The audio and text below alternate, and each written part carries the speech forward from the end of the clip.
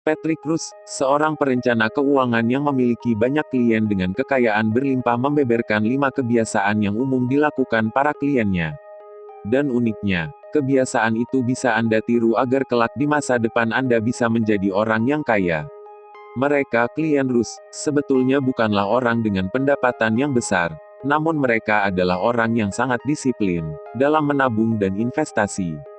Dari kebiasaannya, mereka berhasil memiliki aset senilai Rp15 miliaran, dan mereka pun sudah siap untuk pensiun dini, ujar Rus, seperti dikutip Business Insider. Lantas apa saja 5 kebiasaan yang mereka lakukan agar bisa menjadi kaya dan siap pensiun dini? Simak terus videonya.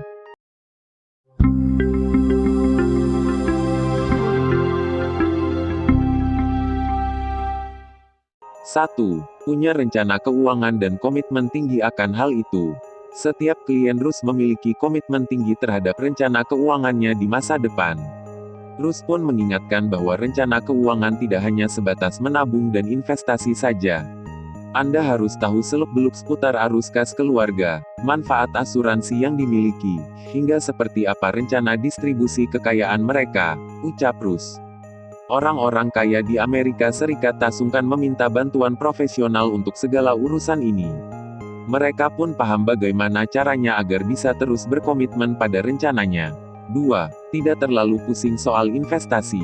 Orang-orang dengan kekayaan berlimpah itu juga tidak memandang pengelolaan investasi yang aktif sebagai solusi atas keberhasilan investasinya. Gitu pula dengan trading di jangka pendek. Adapun strategi investasi yang dianut para klien Rus adalah investasi jangka panjang. Kami tidak berupaya untuk membantu mereka membentuk portofolio yang bisa mengalahkan pasar. Kami hanya membantu mereka memanfaatkan kekuatan pasar guna memberikan peluang baginya untuk sukses, lanjutnya. 3. Mereka sangat peduli dengan pensiun. Kami menggunakan perhitungan pensiun dengan angka harapan hidup 96 tahun.